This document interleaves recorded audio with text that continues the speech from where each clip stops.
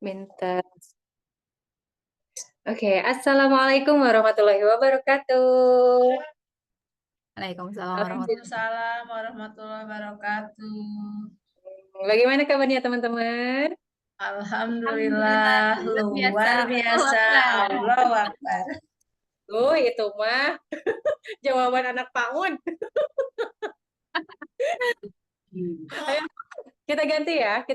Kalau ditanya apa kabarnya, maka jawabannya aku bahagia, keluarga aku bahagia, alhamdulillah. Oke, karena di sini muslim semua ya. Iya. Semangat ya. Oke, biar lebih bermakna kalau ibu-ibu. Oke. Ya. Bagaimana kabarnya teman ngobrol? Alhamdulillah. Alhamdulillah, bahagia. Aku Bahagia. bahagia, keluarga bahagia. Bahagia. Alhamdulillah. Alhamdulillah. Gimana sih? Oke lah. Yang pasti hari ini seneng banget karena bertemu lagi setelah 2 minggu yang lalu kita ketemu dan hari ini kita akan bertemu lagi. Kita pembukaan dulu ya. Kita buka acara ini dengan bacaan basmalah bersama-sama. Bismillahirrahmanirrahim. Alhamdulillah wa syukurillah atas segala nikmat yang telah Allah berikan kepada kita semua. Kita bisa berkumpul, dikasih sehat, dikasih sempat untuk bisa menimba ilmu bersama-sama di Meta Jabar. Untuk teman-teman yang baru bergabung, mungkin belum tahu apa itu Meta Jabar. Meta Jabar itu adalah sebuah gerakan yang lahir dari masalah. Loh, kok masalah? Iyalah, setiap orang punya masalah. Tapi masalah itu bagaimana bisa membuat kita itu bisa jadi lebih baik bersama-sama. Tapi nah, jadi Meta Jabar itu adalah sebuah gerakan di mana kita ingin sama-sama membangun tanggung jawab anak dari rumah secara bersama-sama kayak gitu. Bagaimana caranya untuk membangun inisiatif, membangun empati. Nah, disinilah ruang untuk teman-teman nanti akan berkembang kayak gitu. Oke, alhamdulillahirobbilalamin. Kita sudah masuk ke sesi yang kedua. Setelah minggu kemarin cukup heboh karena gitu ya. Uh, karena mungkin ada yang baru tahu tentang apa itu fitrah based education. Jadi nanti selama setiap 2 minggu sekali kita akan ada rangkaian Zoom Meet dan ini free ya. Yang akan membahas tentang fitrah based education. Apa sih fitrah based education? Mungkin di antara sini teman-teman udah ada yang tahu ya tentang fitrah based education, di mana ini adalah sebuah pola pendidikan di mana kita kembali lagi kepada fitrah kita. Apa itu fitrah? Nah, gitu. Bukan tidak mungkin Allah telah telah memberikan suatu kode kepada kita. Namun apakah kita sadar ataupun enggak? Nah, disitulah adanya fitrah gitu. Di malam hari ini kita akan membahas tentang fitrah keimanan. Oke. Kan Meta Jabar nih Teh. Meta Jabar itu adalah membangun tanggung jawab. Nah, yang namanya membangun itu pasti harus ada fondasinya. Nah, dalam sebuah rumah itu, dalam membangun itu pasti ada fondasinya. Nah, di kesempatan kali ini kita akan ngebahas tentang fondasinya dulu. Tentang apa itu tanggung jawab dan bagaimana membangun fondasinya. Nah, apa fondasinya itu? Yang pertama itu adalah dari keimanan. Oke deh, kayaknya sudah tidak sabar. Oke, kita sudah ada berapa responden ya di sini ya. Oke, udah lumayan banyak ya. Oke, kita mulai saja yuk, Tefani yuk. Mudah-mudahan nanti ada teman-teman lagi yang masih menyusul. Oke, silahkan Tefani, waktu dan kesempatan disilahkan. Senggol. Ya, Bismillahirrahmanirrahim. Ini sebenarnya saya agak deg-degan ya kalau bahas fitrah keimanan karena ini urusannya nanti dunia akhirat, nggak cuma di dunia doang. Iya, betul. Kembali mau disclaimer. Jadi karena saya bukan ahli, ya, jadi sampai saat ini pun masih belajar untuk membangkitkan fitrah iman anak-anak dan fitrah iman diri sendiri, gitu ya. Jadi apa yang akan kita bahas malam ini adalah sesuatu yang sangat fundamental, eh, sangat berkaitan dengan apa ya tugas yang Allah berikan untuk kita. Jadi nanti akan lebih banyak ngobrol karena materinya juga nggak banyak sebenarnya untuk fitrah keimanan ini. Jadi akan lebih asik kalau misalkan kita membahas studi kasus atau membahas cara-cara praktis ya, bagaimana bagaimana kita bisa apa ya, belajar untuk membangun, membangkitkan fitrah keimanan yang sebetulnya sudah ada di dalam diri setiap manusia gitu ya. Sebagai seorang muslim kan kita sangat-sangat yakin gitu kan, ketika kita masih berada di dalam alam ruh, kita itu sudah bersaksi gitu kan, udah memberikan kesaksian kepada Allah bahwa Allah itu memang Rob kita seperti itu. Nah, saya izin share screen ya. Oke, silakan Teh.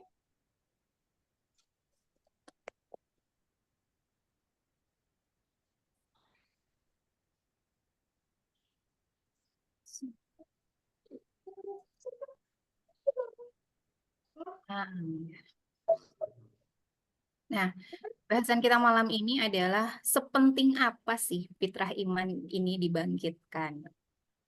Jadi seperti yang tadi disampaikan di awal bahwa bahasan malam ini tuh agak berat disampaikan sebenarnya. Cuman mudah-mudahan Allah memberikan seluas-luasnya pengetahuan kepada kita gitu ya, seluas-luasnya hati untuk menerima sedikit ilmu yang sudah Allah berikan kepada kita. Nah, sebelum kita masuk ke apa itu fitrah iman, saya pengen ngobrol dulu nih sama semua yang hadir. Saya punya pertanyaan, apa sih yang paling diharapkan?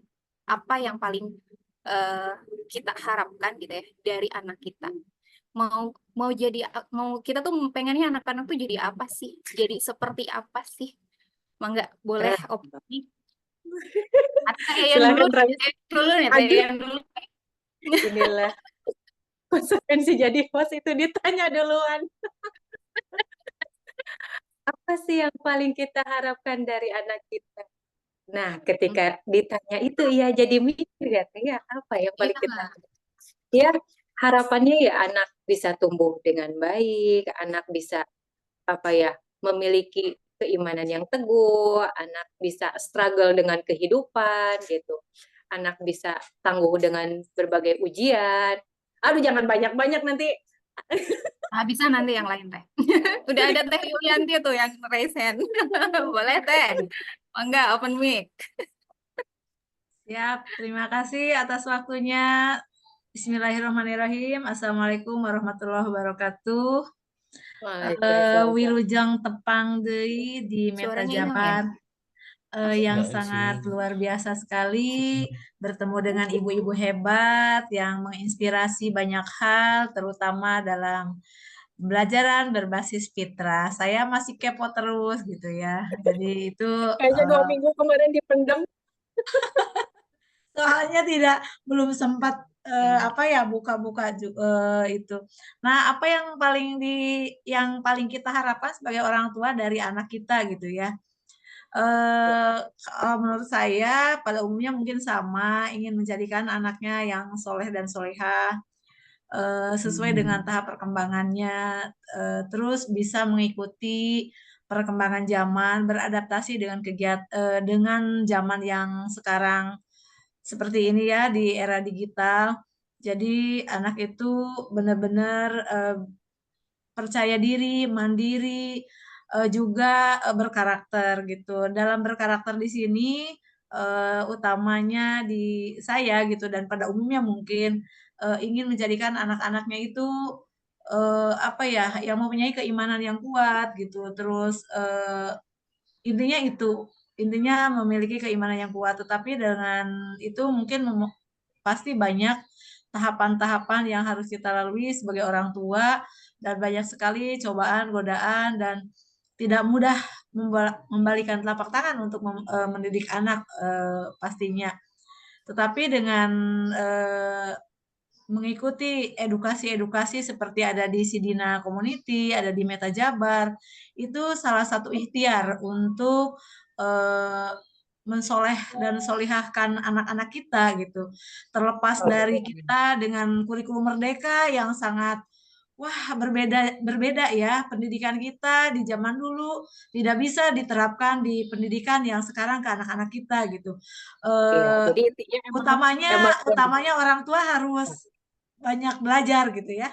Mungkin itu dari oke, saya. Terima kasih. Assalamualaikum warahmatullahi wabarakatuh.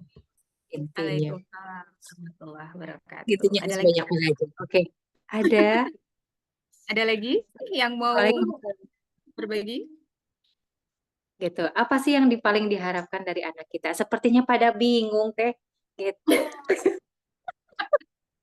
Pas kita Oke. ditanya kayak gitu, apa ya? Gitu, gitu. Ya, kadang kalau nggak ditanya memang jadi nggak aware ya. Sebenarnya apa sih yang paling kita harapkan dari anak kita?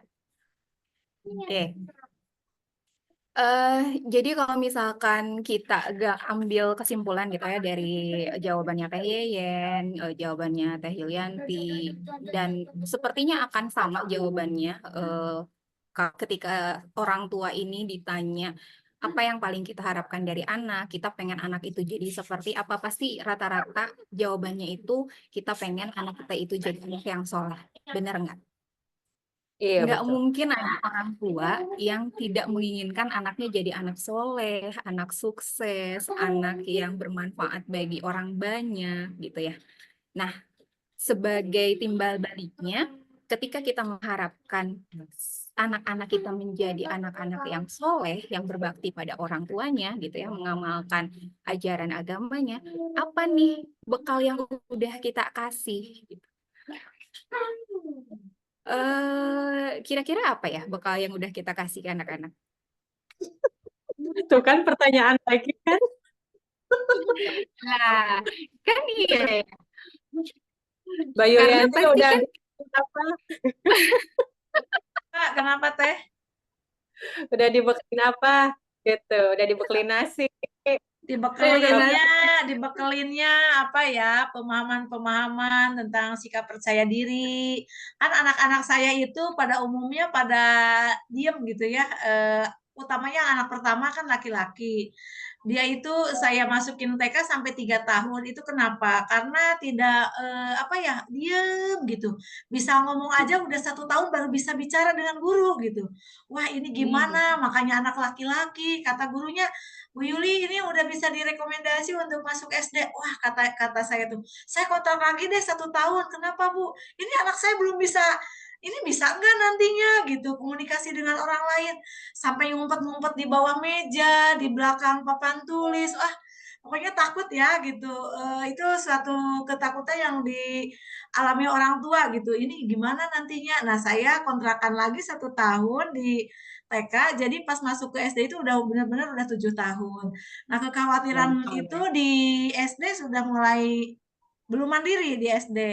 Di SD kelas 6 baru mulai muncul, di SMP kelas 2, kelas 3 sudah mulai keinginan untuk berbaur dan untuk ikut organisasi. Nah, munculnya yang sangat pesat itu di SMA. Di SMA langsung bisa menjadi pengurus OSIS, kegiatan-kegiatan lainnya, alhamdulillah gitu. Itu Luar mungkin biasa. itu ya, jadi Wow. pengalaman-pengalaman.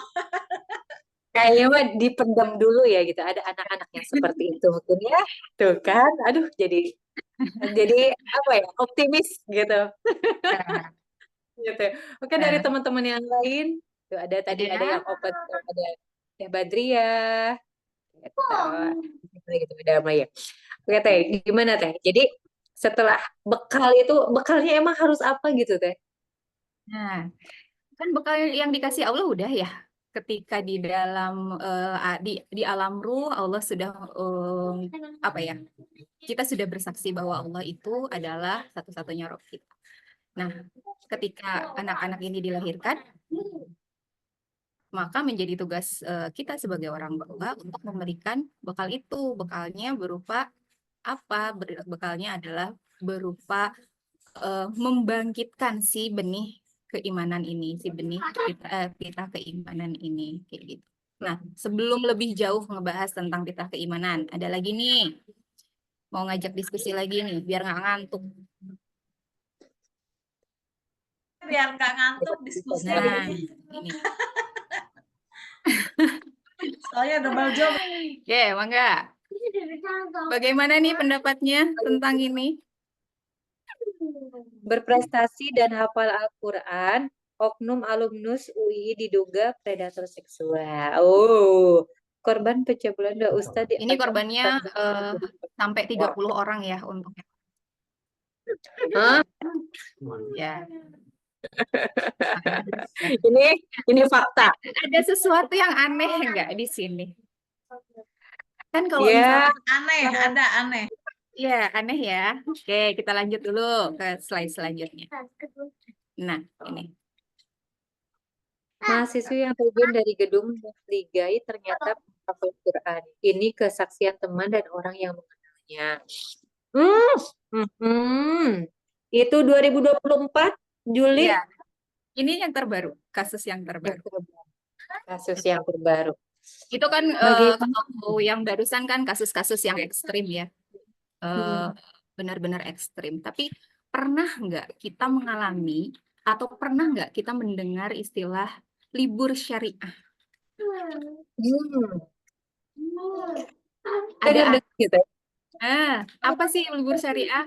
Kalau saya dengar dari ceritanya Ustadz Aad gitu ya, Ustadz Hari, itu banyak sekali anak-anak yang ketika pulang ke rumah, anak-anak yang mondok gitu ya. Anak-anak yang mondok ketika mereka pulang ke rumah itu mereka libur syariah. Itu kan liburan di rumah. Jadi tugas-tugas selama di pondok, murojaahnya, sholat berjamaahnya, sholat tahajudnya, ikutan libur semua. Libur semua. Jadi seolah-olah Iya, ya. Kok bisa seperti itu ya? Ada fenomena seperti paham nah, agama dan keimanan katanya gitu. Apa tuh Teh Lili itu katanya? oke. Paham agama dan keimanan kuat, tapi kok bisa gitu ya? Oh, kita kaget. Aneh ya. Jadi apa ya? Dari fenomena-fenomena ini kita bisa menarik kesimpulan sebetulnya fitrah iman itu apa ya? Sesuatu yang tidak bisa kita lihat. Keimanan itu adalah sesuatu yang tidak bisa kita lihat. Mungkin kita bisa melihat seseorang yang beriman itu akhlaknya akan baik gitu. Akhlaknya baik, orangnya jujur gitu ya, terus santun. Biasanya kan identiknya seperti itu. Nah, Ilmunya tapi banyak gitu. ya, tapi tidak berlaku apa ya? Hukum kebalikan gitu. Jadi tidak semua orang tidak semua orang yang berakhlak baik itu imannya kuat, imannya bagus. Tapi orang yang imannya bagus, ini pasti akhlaknya juga bagus karena akhlak ini adalah buah dari keimanan. Nah, gimana caranya kita menumbuhkan si bibit keimanan ini agar dia bisa jadi pohon yang kuat, gitu ya, akarnya menghujam ke tanah, batangnya menjulang ke langit, rantingnya banyak, buahnya juga banyak. Itu kan yang kita harapkan ya dari anak-anak. Nah, maka ini kita kembali, apa itu fitrah keimanan? Inti dari fitrah keimanan itu adalah cinta Tuhan, cinta kepada Allah, dan kebenaran. Jadi cinta kepada Allah dan juga cinta kepada kebenaran. Ketika ada seorang yang tadi gitu ya, hafiz Quran, tapi dia melakukan pelecehan, berarti kita patut mempertanyakan, betul nggak sih dia itu beriman? Gitu. Betul nggak sih hafiznya itu dilandasi dengan keimanan? Seperti itu. Terus ketika ada tadi yang mahasiswa yang melompat dari gedung, dia seorang hafiz Al-Quran 10 juz katanya, hafalannya itu sudah 10 juz. Luar biasa kan ya, bukan jumlah yang sedikit 10 juz itu. Saya aja masih nges-ngesan gitu ya. Nah, tapi ketika dia tidak mampu memanage gitu ya, imannya lemah, maka si hafalan-hafalan Qur'annya ini ya menjadi sia-sia, menjadi tidak berguna sama sekali gitu. Bahkan mungkin justru menjadi beban untuk beliau. Nah, berarti itu apakah jadi sebuah fenomena bahwa pembiasaan itu tidak selamanya berafiliasi ataupun bergaris lurus dengan hasilnya, Teh? Betul. Jadi selama ini kita menganggap bahwa metode pendidikan yang paling baik, yang paling ramah gitu ya untuk anak-anak itu adalah dengan pembiasaan. Nah, tapi tidak cukup sampai situ gitu. Tidak cukup hanya pembiasaan saja. Nah, jadi kita balik dulu ke sini ya. Fitrah keimanan itu adalah inti atau dasar dari semua fitrah yang lain yang sebelumnya sudah disebutkan di sesi pertemuan sebelumnya. Kemarin itu kita sebutkan ada 8 ya, 8 fitrah yang akan kita sama gali dan kita bangun, kita bangkitkan di diri anak-anak. Nah, fitrah iman ini sebagai fondasi kita untuk membangun karakter moral. Mungkin teman-teman yang ikut sesi pertama juga ingat bahwa ketika kita berbicara tentang karakter, kemarin ada yang namanya karakter moral dan karakter kinerja. Karakter kinerja itu nanti hubungannya dengan fitrah bakat, sedangkan karakter moral ini berhubungan dengan fitrah keimanan.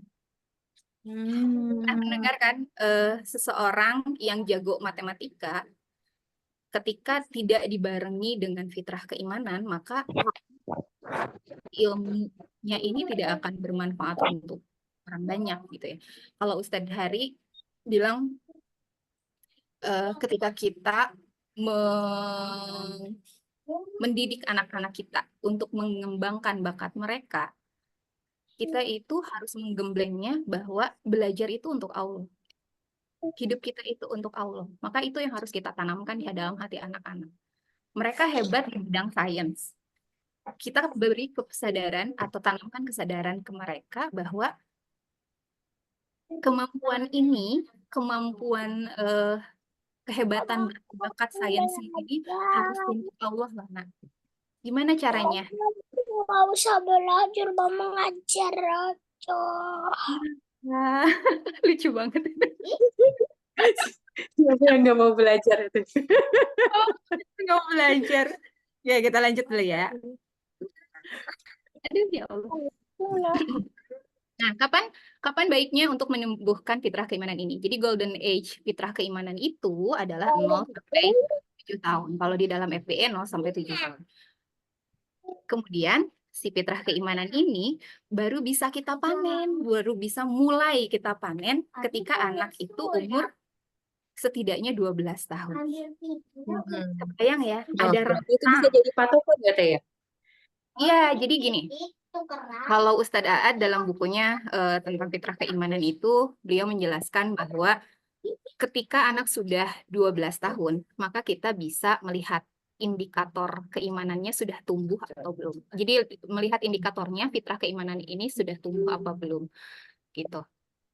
Kalau misalkan anak 12 tahun ini masih susah banget disuruh sholat, masih belum terlihat kesadarannya gitu ya, inisiatifnya untuk melakukan ibadah-ibadah wajib, walaupun dia belum balik, maka orang tua harus sudah punya warning nih.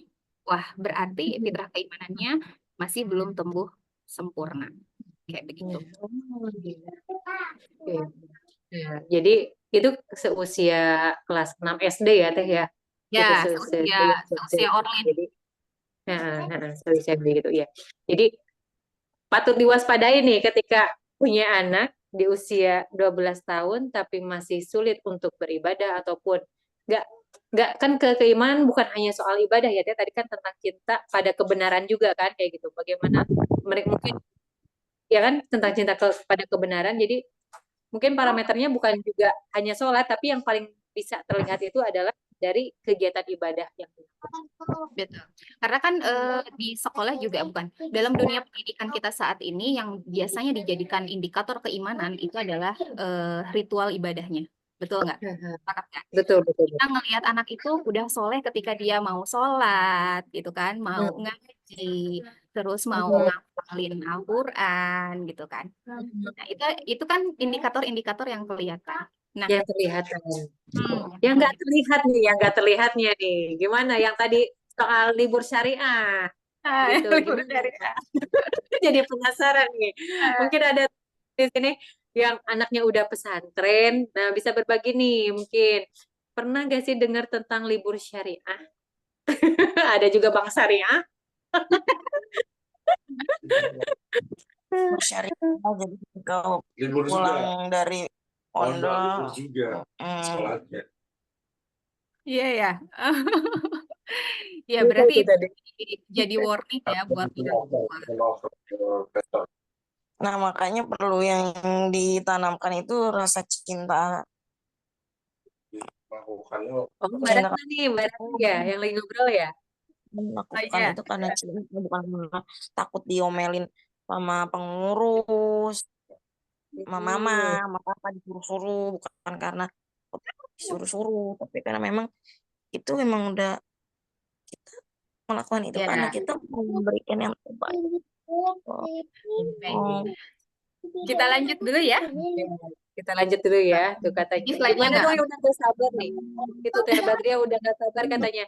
Gimana? Nah, bagaimana nih? Ini kan yang paling penting, yang paling ditunggu-tunggu ya. Bagaimana cara membangkitkannya? Gimana sih cara kita orang tua untuk menumbuhkan kecintaan itu, untuk menumbuhkan kesadaran itu bahwa kamu itu seorang hamba loh, nak, gitu. Allah itu menciptakan kamu itu untuk ibadah loh, nak, bukan untuk yang lain-lain gitu ya. Nah, maka yang pertama, kemarin masih ingat tentang tazkiyatun nafs ya? Sebelumnya kita sempat bahas sedikit tentang tazkiyatun nafs atau membersihkan hati. Nah, kita sebagai orang tua benar-benar harus bergantung sama Allah gitu, minta sama Allah untuk menjinakkan hati kita dulu. Hati kita dulu yang dijinakkan, ya Allah, jinakan hatiku. Karena kan hati ini adalah sesuatu yang liar ya. Dalam Al-Qur'an, dalam hadis juga disebutkan bahwa hati itu selalu berbolak-balik gitu. Nah, maka kita meminta kepada Allah setiap selesai sholat, kalau teman-teman yang sudah terbiasa bangun tahajud setiap tahajud gitu ya, setiap sholat duha, pokoknya setiap waktu kita minta sama Allah untuk menjinakkan hati kita. Setelah itu baru kita didik hati anak kita dengan hati kita. Jadi pendidikan iman ini tidak bisa dilakukan dengan dari otak ke hati, tapi harus dari hati ke hati. Anak itu akan merasakan gitu. Dari hati ke hati. Ya, dari hati ke hati. From heart to heart. Rada-rada romantis. Aduh. Ini agak sulit diterjemahkan dari hati ke hati itu maksudnya gimana gitu. Jadi bikin sakit hati gitu. Bagaimana gitu ya, bagaimana caranya dari hati ke hati ini ya, kita menciptakan imaji positif tentang Allah, tentang Rasulullah gitu ya, tentang alam semesta. Kita perbanyak dialog iman dengan anak-anak. Kalau misalkan kita lagi rehat, anak-anak ngomong sesuatu, maka kita harus dengan sadar menjawab pertanyaan-pertanyaan mereka dan kita kaitkan dengan Allah gitu. Segala sesuatunya kita kaitkan dengan Allah. Ketika mereka merasa sedih, kita dengerin curhatan mereka gitu ya. Bunda, aku sedih hari ini, bla bla bla bla gitu. Kita kan diwajibkan untuk merespon ya. Merespon apa yang mereka rasakan, memvalidasi rasa mereka. Kemudian kita kaitkan dengan Allah. Oh, ini Allah pengen apa ya lewat kejadian ini gitu. Jadi kita benar-benar apa ya? Ya tadi sebelum kita membangkitkan kesadaran anak, kita dulu yang harus sadar gitu. Makanya kita minta sama Allah untuk menjinakkan hati kita, minta bimbingan sama Allah untuk mendidik anak-anak kita. Kalau orang-orang dulu bilangnya tirakat gitu ya, kayak semacam tirakat. Pokoknya kita nggak punya ilmu apapun, nggak punya daya apapun, ya Allah, tolong aku untuk mendidik anak-anak ini. Gitu.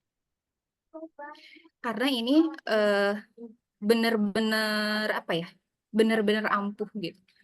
Ketika kita mendidik anak-anak merasa jumawa, kita punya ilmu, maka hasilnya itu tidak sesuai dengan apa yang kita harapkan. Ada aja ujiannya. Sampai kadang-kadang mungkin ada beberapa orang yang ngerasa depresi.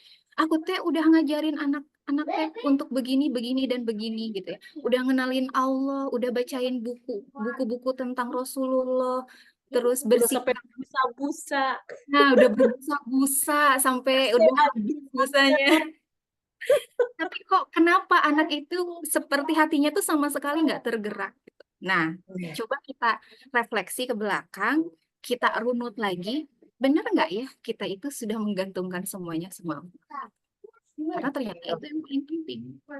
Coba kita ingat-ingat orang tua kita zaman dulu mendidik kita seperti apa. Mereka nggak belajar parenting loh. Ya, Gitu. mereka mungkin juga tidak tahu tentang konsep fitrah based education ini, orang baru sekarang-sekarang kan temunya. Nah, tapi banyak dari anak-anak zaman dulu gitu ya, ini tuh yang berhasil jadi orang-orang yang bermanfaat untuk umat, jadi orang-orang soleh gitu. Orang yang tumbuh dalam kebaikan kayak gitu. Ya mungkin kalau kata aku ya, kenapa orang zaman dulu bisa menghasilkan apa ya, kalau istilahnya dengan kualitas yang baik gitu kan, anak-anak dengan kualitas yang baik itu ya karena Tiraka tadi itu gitu, karena kepasrahannya gitu, bahwa tahu ada yang mengatur, yang itu tuh bukan kita gitu loh. Itu emang itu lahir dari rahim kita, tapi itu bukan urusan kita gitu kan, bukan jadi sesuatu yang apa ya, beban mungkin, ataupun mungkin bukan menjadi sesuatu yang oh si anak ini teh begini tuh karena saya didik seperti ini seperti enggak seperti itu mungkin. Dan rasa kekhawatirannya pun mungkin enggak sekhawatir sekarang mungkin orang tua sekarang mungkin ya teh gitu. Oke. Kemudian selanjutnya adalah permudah syarat beragama untuk anak. Bayang nggak maksudnya ini apa? Jadi permudah syarat beragama untuk anak. Iya. Bayang nggak? Kebayang nggak? Gimana tuh? Gimana? Kemarin kita pernah di sesi sebelumnya kita pernah bahas tentang membenturkan fitrah dengan adab. Masih ingat? Iya. Ketika anak-anak itu kan terutama yang di bawah 7 tahun itu mereka tuh punya gairah sebenarnya ya, punya gairah untuk berbuat baik, punya gairah untuk cinta sama Allah, cinta sama Rasulnya itu tuh besar banget gitu. Nah, tapi kadang-kadang gairah-gairah ini itu mati. Kenapa? Karena orang tua seringkali membenturkan dengan adab. Misal, Contohnya deh. Contoh, iya. kita mau sholat. Terus tiba-tiba anak kita yang di bawah 7 tahun itu lari. Bunda, aku mau ikutan sholat. Nah, respon pertama untuk kita biasanya ya, insya Allah kalau yang di sini mah enggak ada. Biasanya, kamu sebelum sholat wudhu dulu. Anaknya udah semangat nih mau sholat, tapi malah disuruh wudhu. Tidak sedikit anak yang justru jadi nggak mau sholatnya. Iya. Ngerti. Terus ketika kita ingin membiasakan menggantungkan segala sesuatu kepada Allah, kita ngajakin anak berdoa. Nah, kita berdoa yuk sama Allah yuk. Terus ketika anak-anak ini semangat untuk berdoa, terus tiba-tiba ada lagi yang celetuk. Kalau berdoa ya coba dibersihin dulu badannya. Coba duduknya yang rapi.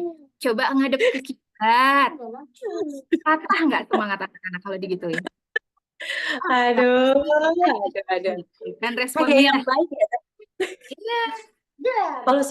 Kalau sepintas kayak yang benar ya, apa yang udah kita tahu itu benar, tapi ternyata itu adalah suatu hal yang mematahkan sebenarnya nggak usah mematahkan. Oh.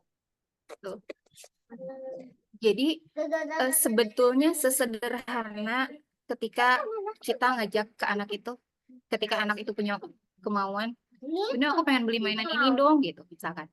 Ya udah, kita ajakin saat itu juga tanpa ada intro apapun, Yuna yuk berdoa yuk sama Allah yuk, minta yuk gitu.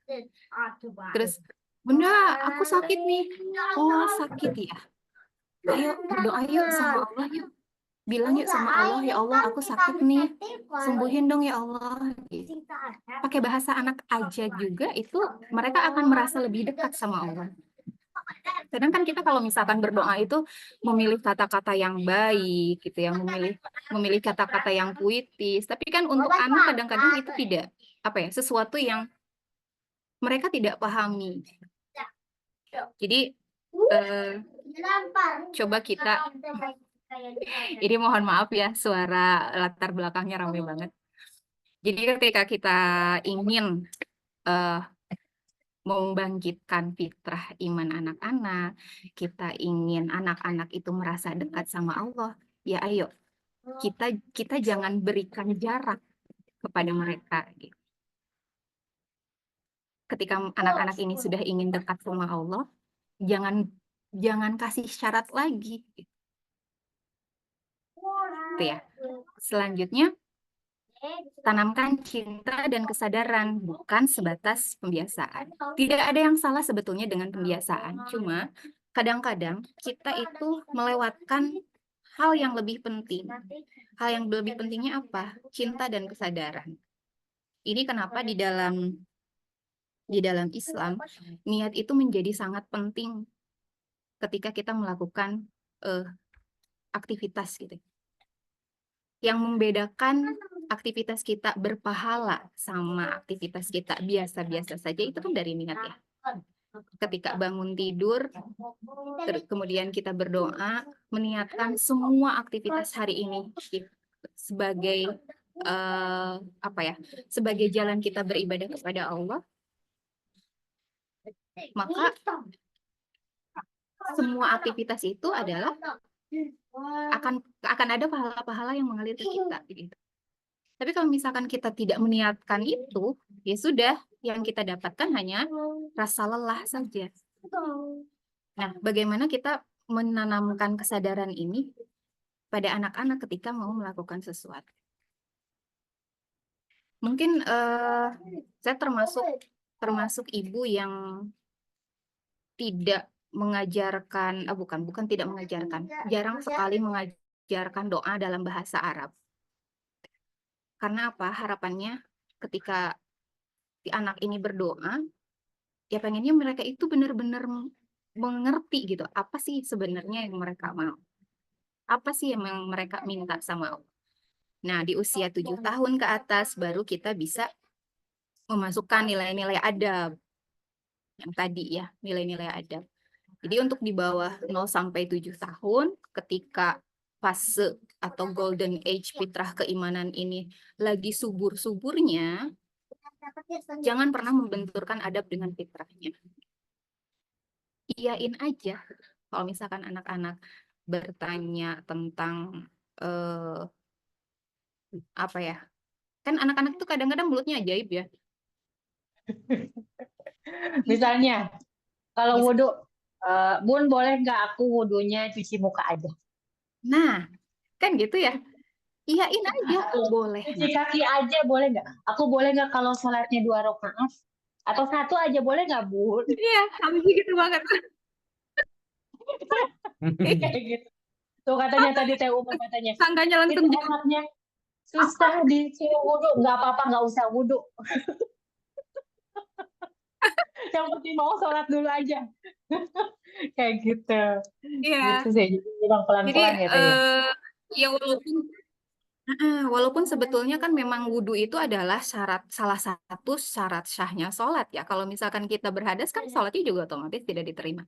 Tapi untuk membangkitkan gairah ini, fitrah keimanan ini, untuk anak di bawah 7 tahun, jangan dipersulit dulu. Gitu.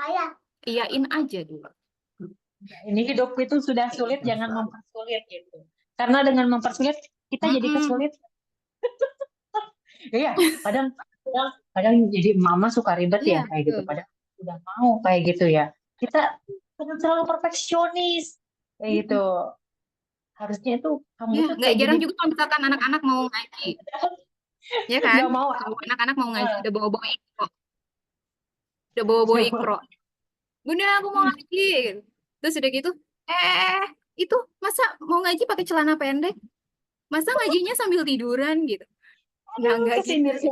Wow, sebetulnya itu memang harus seperti itu gitu ya. Ada yang baiknya seperti itu. Tapi untuk anak-anak yang di bawah 7 tahun, coba untuk tidak membenturkan dulu dengan adab. adab diajarkan, akan kita gembleng mulai dari 7 tahun ke atas. Gitu, Dan itu pun dari gitu 7 ya. tahun berarti baru Gitu mulai ya. ya Teh ya. 7 tahun itu baru mulai ya kayak gitu. Ya, Jadi karena 7 tahun ini baru mulai masa pelatihan yang sebenarnya penggemblengan gitu. Jadi untuk ya, yang jadi di bawah tahun belum. kalau misalnya kadang-kadang kayak begitu kadang bener, kadang nggak bener, ya udah wajar kayak gitu. Berarti itu suatu hal yang wajar. Iya, betul. Ya Teh ya. Jadi Mama gimana? Semakin optimis Sudah kan? Semakin habis optimis. materinya. Ya. Sudah habis materinya. Bagaimana yang harus kita obrolkan ini? Oke, nih kita lihat ya di kolom chat.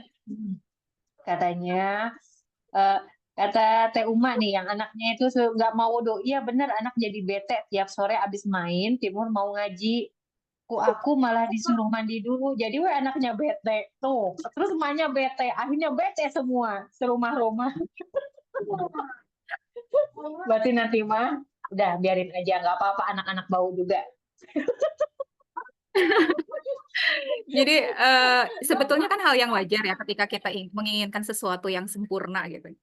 Karena tidak ada ibu yang pengen anaknya bau gitu ya, tidak ada ibu yang pengen anaknya malu. Tapi lagi-lagi saya selalu ingat tuh jangan dari Ustadz Hari, dari Ustadz Aad. Tolonglah katanya gitu. Kalau misalkan anak-anak ini udah bergairah, nggak mandi juga kan kalau sekali doang mah nggak apa-apa gitu. Bisa Nggak bakalan nanti jadi setelah panggung ya.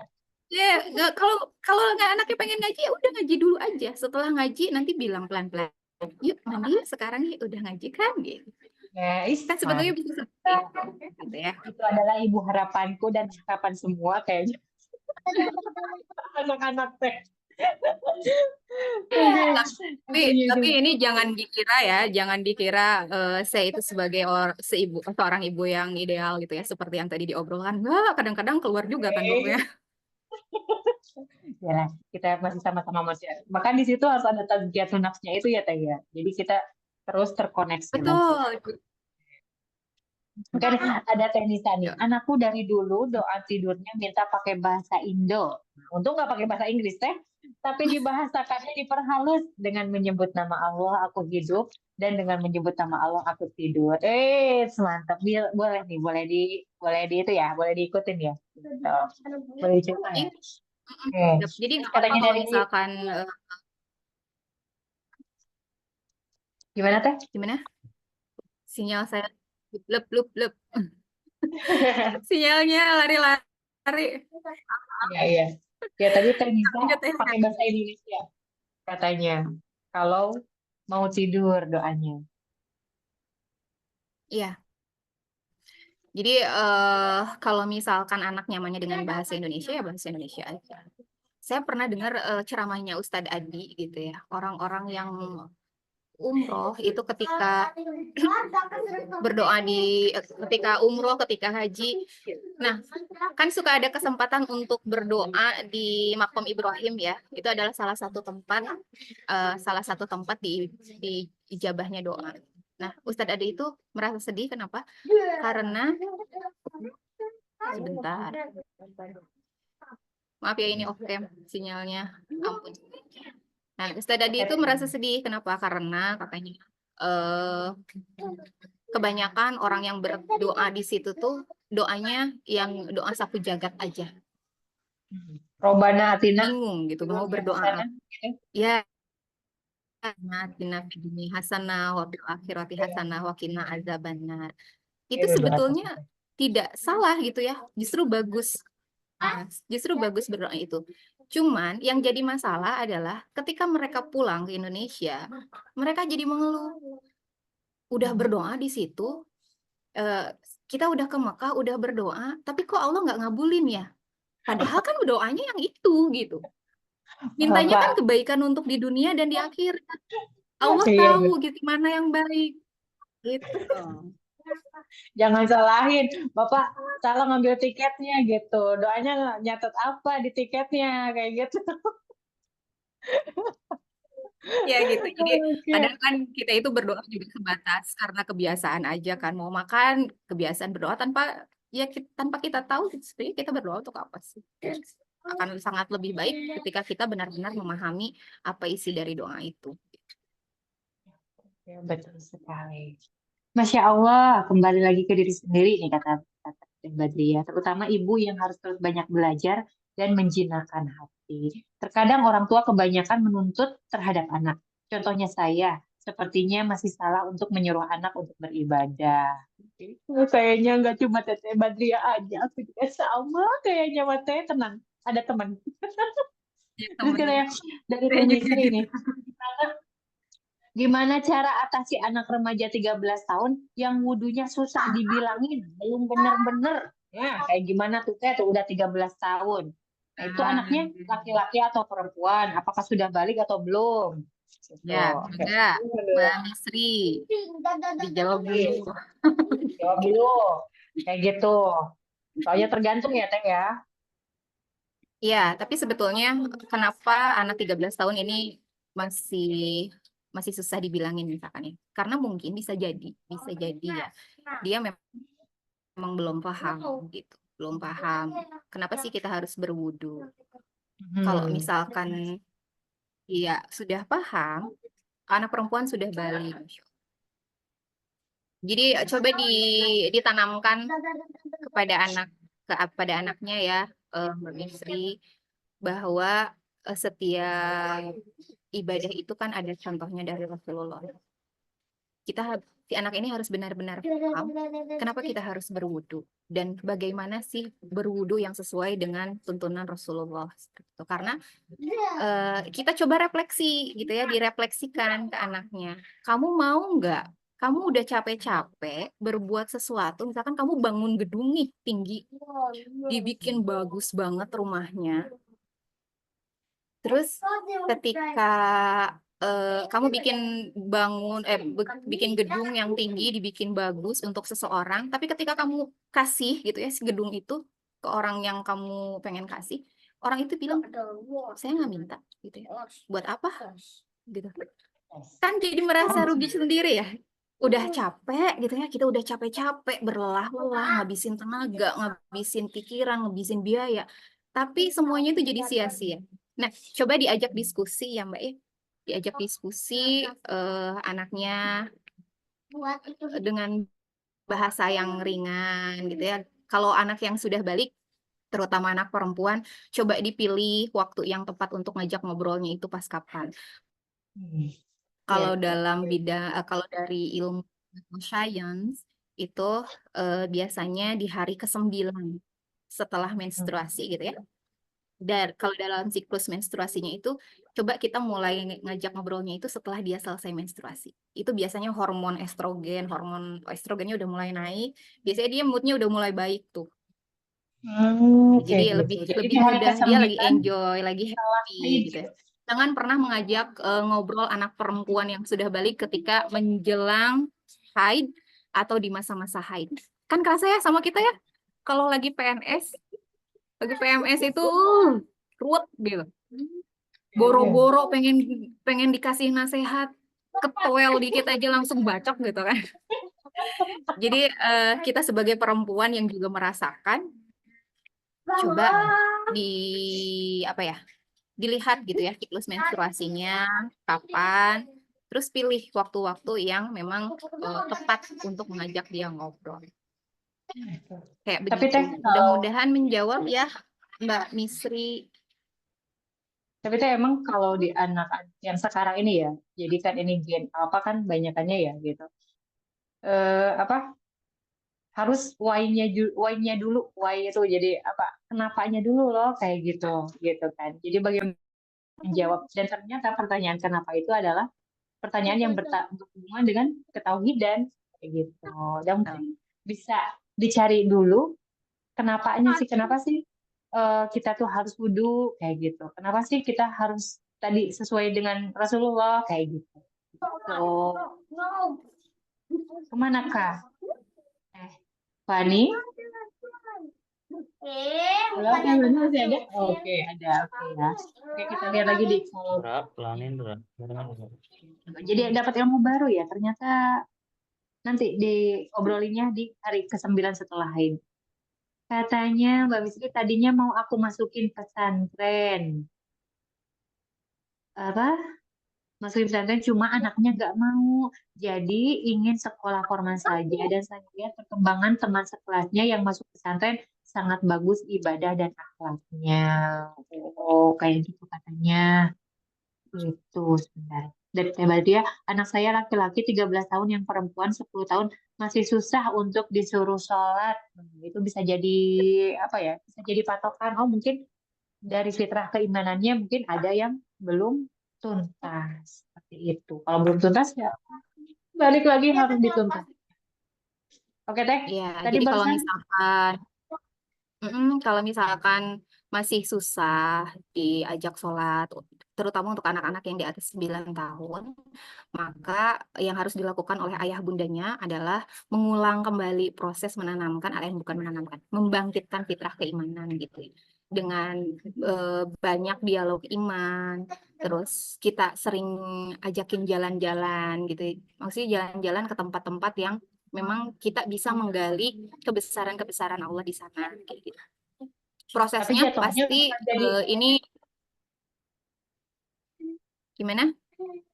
tapi jatuhnya kan kadang nih, kalau dari sisi orang tua jatuhnya jadi nasehatin lagi kayak gitu kan. Kadang di anak-anak usia yang segitu nih kan suka nasehatin mentah lagi. Nah, harus menasehatinya itu kayak semacam apa gitu Teh gitu, biar tidak hanya kayak metode ceramah aja gitu. Kalaupun memang harus pulang, karena kan pasti beda ya.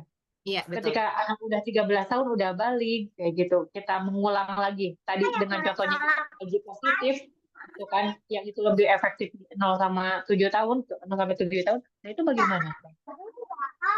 Ini di luar, di sini, di dekat tanah. Iya.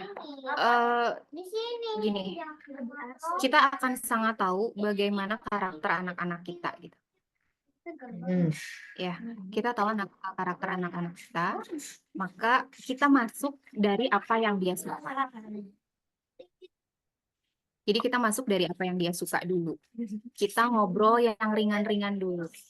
Kuncinya kita mau ngasih apa aja, kita harus jadi bagian mereka dulu gitu. Kita Bawalah harus dunia. masuk dulu ke dunia mereka. Kita jadikan kita itu Ini yang baru. sebagai sahabat mereka gitu, sahabat mereka dulu. Jadi bangun dulu kelekatannya, bangun dulu komunikasi produktifnya dengan anak-anak. Karena kan nggak bisa ya ujuk-ujuk, misalkan karena selama ini nggak pernah ngobrol masing-masing, tapi ketika kita sudah sadar ada sesuatu, ada fase yang terlewat, terus kita ujuk-ujuk Kali ini penonton kita ujuk-ujuk ngajak dia ngobrol gitu. Gitu. Ada di sini. Pasti akan sangat sulit maksudnya. Jadi yang paling penting adalah bangun dulu kelekatan kita dengan anak, bangun dulu komunikasi yang baik dengan mereka. Dengan begitu kita akan tahu waktu yang tepat untuk ngobrol kapan, cara ngobrolnya seperti apa, masuknya harus dari mana gitu, topiknya masuknya dari mana. Kalau kita mau ngikutin Rasulullah, ada tiga masa ya untuk memberikan nasihat yang baik gitu kepada anak. Pertama kan ketika dalam perjalanan. Yang kedua ketika sedang makan. Dan yang terakhir ketika dia sakit. Itu adalah waktu-waktu yang dianjurkan Rasulullah untuk berdialog atau untuk membangun kelekatan dengan anak dan menghubungkan obrolan itu dengan Allah gitu. Wow, tuh berarti udah ada nih rahasianya. Jadi ada 3 masa menurut Rasulullah SAW, gimana kita nih akhirnya bisa lekat kembali lagi dengan anak. Itu ketika di perjalanan, berarti harus banyakin jalan-jalan ya Teh. Siapa sih yang nolak jalan? Kan jalan-jalan juga nggak usah ke tempat yang mahal ya, ke pinggir sawah gitu, ngelihat yang Tapi kalau anak mau nggak pinggir sawah kan ya cuang itu nyari tutut kan nggak asik. Nah, itulah bagaimana kita kreatifnya kita lah kayak gitu. Kita pasti tahu anaknya itu suka apa. Ya mungkin itu sebagai gantinya mungkin dulu kita skip nih gitu, dan sekarang kita membayarnya. Mungkin ada hal yang kita keluarkan lebih mungkin sekarang kayak gitu, tapi insya Allah akan diganti kayak gitu. Jadi banyakin jalan-jalan, jajan, asik. Itu ini Jadi kan sumber kebahagiaan para ibu juga kan sebenarnya. tapi anaknya jadi aneh. Ih, si mama nanu jadi gitunya, pasti ayah tadi. Gitu. Ini ada dari Mbak Misri nih. Memang berpengaruh sekali ya lingkungan itu untuk anak. Iya betul. Jadi kalau dalam bukunya Ustadzah Hari bilang bahwa Ustadzah Hari sama Ustadzah A dalam bukunya itu bilang bahwa kondisi yang paling ideal itu adalah kita yang menciptakan gitu. Kita yang di dalam rumah itu kita ciptakan atmosfer kesolehan. Kita memberikan teladan. Anaknya belum ngerespon juga nggak apa-apa gitu. Kita misalkan anak-anak belum mau diajak ngaji, ya udah kita dulu aja yang ngaji di depan mereka gitu. Terus mereka belum mau sholat tahajud gitu ya, misalkan kita sholat di kamar mereka. Itu bisa berbagai cara lah kita mengupayakan menghadirkan atmosfer kesolehan itu di rumah. Dan yang paling penting sebenarnya fitrah keimanan ini adalah tugas para ayah untuk membangkitkan. Jadi yang tadi harus memperbanyak dialog iman itu adalah ayah. Walaupun misalkan nanti ayah kan cuma beberapa kata gitu ya menyampaikan tentang dialog keimanan ini, nggak apa-apa. Yang penting ayah masuk dan kita yang akan menjelaskan secara lebih detail. Oke, dalam pendidikan berbasis fitrah ini kita sebagai para ibu itu tidak bisa bergerak sendiri gitu. Tetap kunci pendidikan itu ada di ayah, terutama untuk membangkitkan fitrah keimanan ini.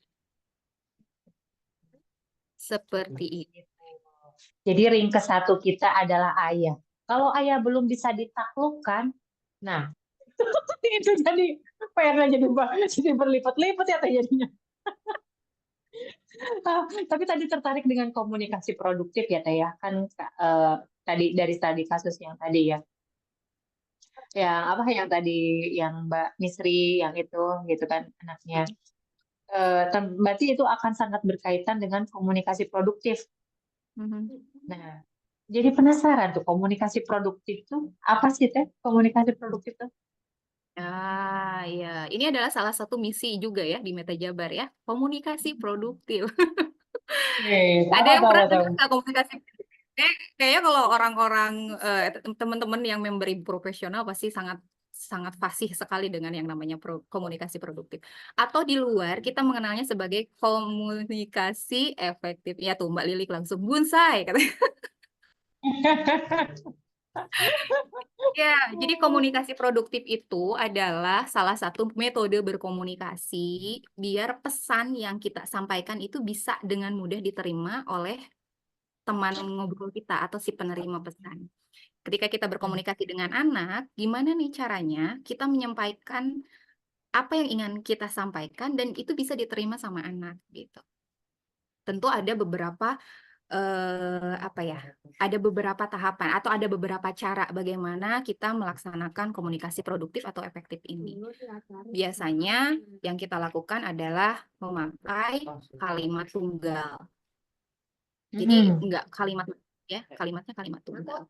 Kedua, ketika kita berkomunikasi. Kalimat tunggal Teh? Sebentar. Kalimat tunggal itu seperti apa Teh? Ini ada guru bahasa Indonesia nggak ya?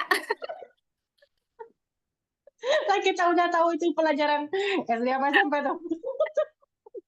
Kalimat tunggal, jangan sampai gitu. Kalimat tunggal itu yang langsung titik Teh ya, nggak ada koma. Jadi misalkan, nah ayo kita sholat, hup di situ. Tidak ada lanjutannya. Nanti habis sholat kamu ngerjain ini, habis ini kamu ngerjain ini. Nah itu udah buyar semua. Itu ya. Itu bukan contohnya. produktif. Ini Mbak Lili lagi di zona ini katanya. Ini Mbak Lili kayaknya harus ngomong nih. Apa itu komunikasi produktif? Iya, Mbak. Iya. Ini ada bonus materi nih nanti Mbak Lilik nih. Ayo Mbak. Oke Teh, tadi yang pertama itu menggunakan kalimat tunggal. Terus apa lagi Teh? Kedua, gunakan juga kalimat positif. Kalimat positif. Paham ya kalau ini ya? Iya. Positif. Tidak apa ya? Ini saya bukan orang yang menganut tidak boleh mengatakan jangan ya. Karena kata jangan itu berbeda dengan kalimat positif. Yang kita hindari itu adalah kalimat berkonotasi negatif. Jadi kita menggunakan kalimat positif. Jika jangan itu digunakan dalam kalimat positif, maka saya mengambil aliran boleh. Gitu ya. Nah, terus selanjutnya, ketika berbicara dengan anak, posisikan tubuh kita secara sejajar. Mata sejajar dengan mata. Kemudian memanfaatkan intonasi sama gestur. Kan beda ya. Kalau misalkan anak datang gitu, kita lagi ngerjain sesuatu, terus anak datang, bunda. Terus kita jawab, iya, sambil terus karena HP gitu ya. Kan anak itu akan merasakan perbedaannya. Dibanding kalau misalkan si anak datang, terus dia manggil, terus kitanya ngelihat dia. Iya, kenapa? Sambil senyum atau malah sambil meluk. Itu pasti akan berbeda jauh hasilnya. Kayak gitu. Benar, tapi aku juga kayak gitu Teh. Jadi aku belum jawab, lirikan mata aja kayak gitu dia udah tahu. Oh ini emaknya marah. Nah, itu Sensitif itu. Luar biasa ya anak-anak itu ya. Iya benar, sekarang kejadian kayak begitu. Orang Umi nggak ngomong apa-apa kok kamu sudah berkesimpulan seperti itu. Itu ekspresinya. Benar. nanti cara yang lain-lain penjelasan lebih yang lainnya bisa kita diskusikan di WhatsApp aja ya. Oke, Nah, iya. nanti kita undang Mbak Lilik nih supaya sharing apa yang sudah disampaikan di kelas bonsai. Siap ya Mbak Lilik ya? Langsung ditodong. Asik kata dong. Oke. Ya, jadi fitrah keimanan itu emang karena ini fondasi, jadi tidak terlihat ya tuh ya. Mungkin yang kelihatannya itu mungkin rumahnya bagus. Yang tadi di kasus yang tadi yang banyak kasus-kasus apa ya, padahal dia ahli agama, padahal dia paham gitu, orangnya banyak berilmu, akhlaknya baik, tapi kita nggak pernah tahu apa yang ada di dalam dirinya gitu. Bagaimana fitrah keimanan. Oke deh Teh, Insya Allah. Apakah dari teman-teman di sini ada yang mau bertanya ataupun mau curhat? Oke deh, ini ajangnya nih. Ada Mbak Misri lagi nih. Bagaimana kalau masalahnya ada di karakter ayahnya Mbak? Wah, sekarang mulai ke bapaknya nih. Yang nggak bisa mencontohkan keimanan yang baik di rumah. Misalnya, bangun tidur jam 5:30. Lalu cara mendidik anak yang selalu keras dengan bentakan. Makanya anak saya sama ayahnya suka melawan dan membentak lagi. Saya bingung sebenarnya yang benar harus bagaimana cara mendidiknya agar keimanan anak saya selalu kuat. Wah, iya. Mbak Lili itu ada yang bilang sama juga Mbak Misri. Tuh ternyata ada teman. Setidaknya. Ya, Gimana? Jadi emang ini dari sebenarnya jadi PR kita ya, ketika kita belum satu visi dengan suami gitu dalam mendidik anak-anak. Nah, tapi jangan bersedih, jangan menyerah, karena dalam setiap tantangan, dalam setiap permasalahan yang kita hadapi itu pasti ada jalan keluarnya. Ya Mbak Misri ya, Mbak Misri, Mbak Badi. semangat. Ya, jadi ketika kita masih berbeda gitu dengan suami belum mau, bukan belum bisa ya, belum mau diajak untuk bersama-sama mendidik anak-anak, maka saya selalu ingat dengan pesannya Pak Dodik Marianto. Jangan pernah memberikan atau jangan pernah berbagi beban. Ya. Kita jalanin aja dulu gitu. Suami belum mau, ya udah kita aja dulu. Walaupun idealnya memang yang mendidik fitrah keimanan ini adalah ayah gitu ya, tugasnya ayah. Tapi ketika ayah belum mau diajak, iya kan bukan berarti kita menyerah begitu saja ya. Kita tetap doakan gitu, minta sama Allah, ya Allah, aku membutuhkan suamiku untuk mendidik anak-anakku. Ya Allah, lembutkan hatinya. nggak apa-apa kok kita ngedoain setiap hari. Jangan pernah merasa bosan untuk mendoakan suami kita gitu ya, untuk melembutkan hatinya, untuk menjinakkan hatinya. Sabar. Dan tadi jangan pernah berbagi beban. Bagilah kebahagiaan. Gimana bahagianya kita mendampingi anak-anak gitu ya. Bagaimana bahagianya kita ketika kita melihat ada progres dari anak-anak kita walaupun sedikit. Itu yang kita bagi ke suami. Insya Tapi teh Allah ada suami juga nanti akan eh, tunduk kok, bukan tunduk ya, akan terenyuh gitu hatinya ketika melihat usaha kita. Tapi teh ada kak nih kalau kasusnya kayak gini ya, aku temuin bagaimana kalau kita misalnya kan kita sudah kayak kalau saya ibaratin mah kita yang membangun nih si anaknya itu karena kan ayahnya tidak berperan kayak gitu. Namun akhirnya apa yang sudah kita bangun tuh apa ya malah diruntuhkan kembali. Nah sama si pasangan itu. Nah gimana nih Teh, kalau posisinya seperti itu? Kayak semacam misalnya kayak sholat misalnya teh ya hal sepele gitu. Sholat ini kalau sholat tuh itu penting gitu kata ibunya kayak gitu. Nah ketika ayahnya "Ya udahlah nggak apa-apa kayak gitu, toh sholat nggak bisa bikin jadi kaya. Nah kayak gitu. Nah itu bagaimana kalau misalnya kasusnya itu jadi saling meruntuhkan. Hmm. Eh, ini luar biasa ya kalau tantangannya seperti itu. Ada itu soalnya aku dapat ada kasus yang seperti itu. Makanya sekalian aja ditanya ini. Ya, intinya sih memang kita benar-benar harus menggantungkannya sama Allah gitu ya. Minta minta Allah melembutkan hati suami kita sambil kita juga ajak ngobrol lah pelan-pelan gitu ya. Cari waktu yang ketika dia itu merasa enak, sedang bahagia gitu. Nggak usah menceramahi tapinya. Misal gini nih, bilang aku tuh pengen apa sih yang sebenarnya kamu harapkan dari anak-anak misalkan gitu. Kamu pengen anak-anak kita tuh jadi kayak gimana sih? Mulai dari pertanyaan-pertanyaan refleksi. Misal ya kayak tadi, kamu kamu lebih seneng mana gitu. Kalau ngelihat anak-anak kita A atau B, atau bisa juga eh, diajak ngobrolnya pelan-pelan aja gitu. Karena kan suami ini punya ego ya. Dia itu kan egonya pemimpin. Sebetulnya kan mereka tidak mau gitu di apa ya, didikte sama kita. Kita yang paling Tidak. tahu. Nah, kita yang paling tahu bagaimana eh, suami kita itu bisa bahagia. Nah, bikin bahagia aja dulu. Bikin bahagia dulu. Minta sama Allah, ya Allah, aku sedang berusaha aku sedang berusaha mengajak suamiku untuk mau mendidik anak-anakku. Aduh ya Allah, ini berisik banget ya di sini, maaf ya. Tidak apa-apa, saya tidak apa-apa. Teh. Oke. Nah, jadi eh kita yang paling tahu cara membahagiakan suami kita, cara cara mengajak ngobrol gitu.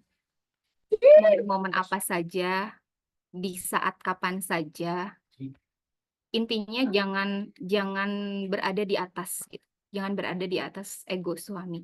Kita yang harus ngalah. Kita tanya, kalau ini kayak gimana ya gitu. Jadi kita seperti konsultasi buat dia merasa benar-benar ya memang dia kepala keluarganya di situ gitu.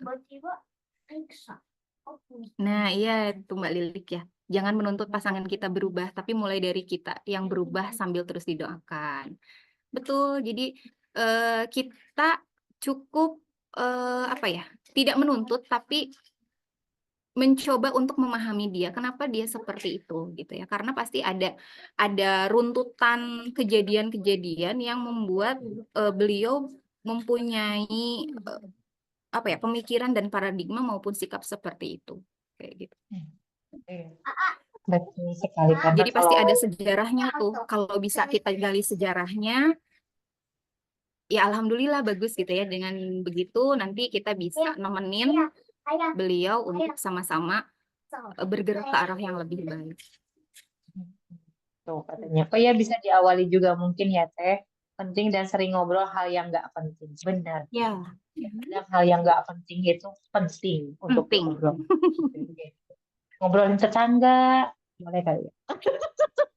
Ngobrol receh itu penting. Iya betul Mbak Lili. Ngobrol Iya, receh ngobrol. itu penting banget.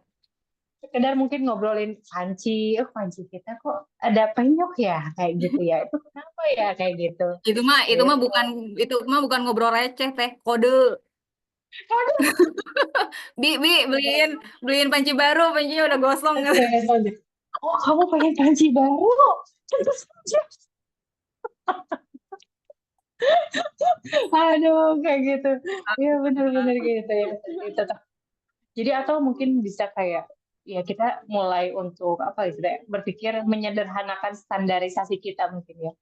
Karena setelah itu kita kan ya kalau kejadiannya seperti itu pasti apa ya, pasti banyak banget di pikiran, di hati itu berkecamuk, kok harusnya suami aku seperti ini seperti tapi ternyata tidak bisa, kita yang malah jadi itu sendiri.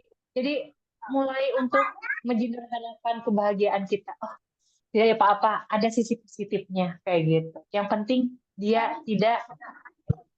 Oke, luar biasa. Ternyata sudah 8:30 lebih ya teman-teman. Sudah jam 8:42 Ini, menit. ini ada yang mau open mic nggak? Oke, ada yang mau open mic nggak? Oh iya Teh, ada absen ya sih Teh? Ada absen ya? Oh iya ada. Sebentar. Jadi teman-teman ngobrol yang sekarang hadir, boleh nanti kita isi absen dulu kayak gitu. Untuk apa? Untuk membuktikan keberadaan kita itu ada. Enggak sih, supaya kita juga bisa tahu bagaimana sih ini efeknya dari metode. Oke. Nah, itu sudah ada absennya ya Teh ya. Boleh di isi dulu absen. Ada Teh, ya tentang fitrah keimanan ini adalah fitrah yang menjadi fondasi dalam kehidupan kita. Di mana ini adalah inti dasar dari semua fitrah. Dan golden age-nya itu di usia 0 sampai 7 tahun. Nah, jadi buat teman-teman yang sekarang masih punya bayi, kayak gitu, anaknya masih kecil-kecil, aku harus ngapain sih, kayak gitu, pembelajarannya harus kayak gimana sih, gitu. Orang bayinya belum bisa diajakin ngomong, kayak gitu, belum bisa ngerespon. Nah, apa? Nih, disinilah momen yang tepat untuk mengimajinasikan secara positif tentang Allah, tentang keimanan. Dan jangan dibenturkan dengan adab, yaitu atau jangan dibenturkan dengan aturan-aturan. Itu seperti untuk bisa merawat fitrahnya. Oke, teman-teman, insyaallah. Apakah ini akan dilanjutkan nih? Atau ini masih ada sekitar 15 menit lagi? Apakah ada yang mau share atau ada yang mau ngasih apa ya? Apa ya, ngasih hadiah apa gitu ya? Kasih pertanyaan.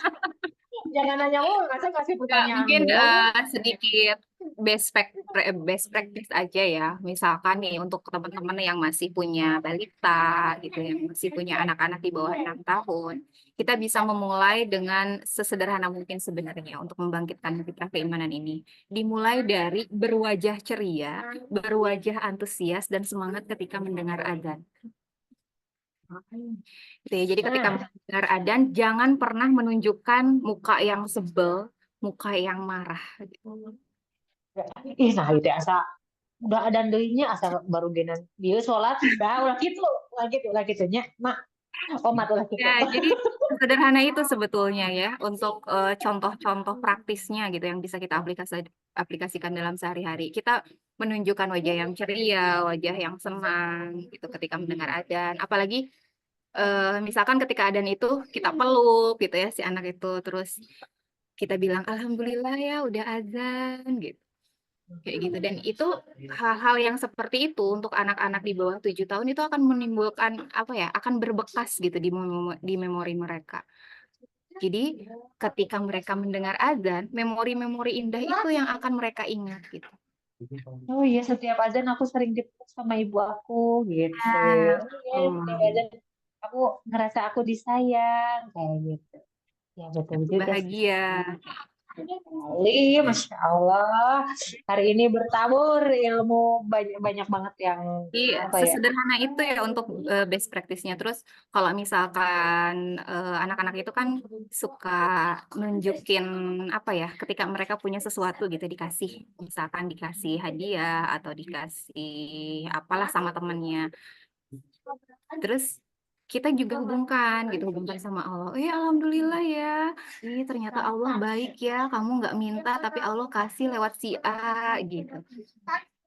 Jadi lewat hal-hal sederhana seperti itu sebetulnya yang bisa kita lakukan untuk membangkitkan fitrah-fitrah keimanan itu.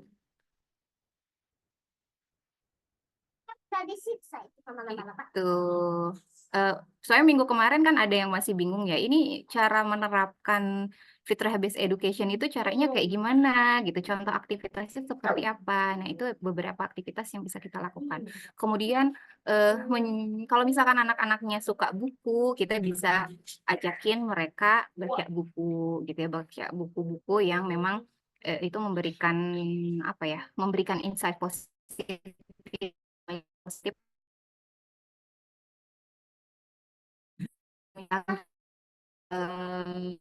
kalau sih ya, Akan mulai kayak putus. gini kan kalau malam-malam tuh gelap banget,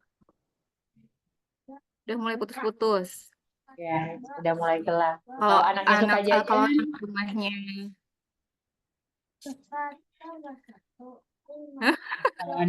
jajan, misalkan yang rumahnya di daerah malam-malam bisa gelar tikar di luar gitu, terus sama-sama tiduran di atas tanah gitu, di atas tikar sambil mendangin langit. Terus kita bilang sama mereka, kok bisa ya bintang itu nggak jatuh? Siapa ya yang megangin? Nah, biasanya anak-anak yang memang fitrah keimanannya ini sudah tumbuh, dia akan menjawab, Allah tuh hebat loh Bunda, dia megangin bintang-bintang jadinya nggak jatuh ke kita gitu. Terus perbanyak aktivitas-aktivitas di alam itu seperti itu gitu. Ketika matahari kita ngelihat matahari terbit, kita bisa kasih pertanyaan pemantik ke mereka. Kok bisa ya mataharinya naik gitu. Nah, biasanya anak-anak yang sudah mulai tumbuh fitrah keimanannya itu mereka akan otomatis jawab. oke, iya betul sekali ya Teh ya tentang imaji positif tentunya. Jadi apapun kita kaitkan dengan Allah, dengan yang positif. Kalau anaknya yang suka jajan, Masya Allah ya nah, hari ini kita dikasih makanan yang enak, lidah kita, kayak gitu. Ternyata lidah kita itu banyak sensor-sensornya yang Allah berikan, kayak gitu. Oke, sepertinya Stefani juga sepertinya terlempar. Oke, jajan wae Bu Yeyen, ketahuan ya suka jajan. Ya emang coba siapa coba anak-anak sama mama yang nggak suka jajan? Suka jajan kan? Gitu. Jadi bagaimana Mama hal yang terdekat? nggak suka jajan, Teh Mama. Anak baik. Teo.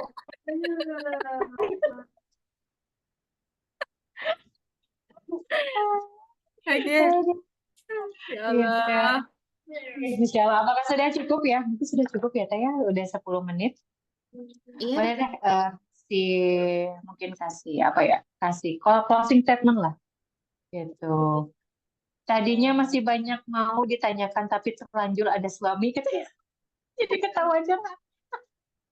Boleh deh, Mbak, boleh nanti di grup itu aja ya, di grup Peta Jabar kayak gitu. Oke, tidak apa-apa ya, karena memang sudah malam juga gitu, dan mungkin menuntut haknya mungkin Pak suami juga nanti gitu kan, tidak apa-apa ya, kita senang-senangin dulu gitu, anak-anak kita dulu haknya dari suami kita.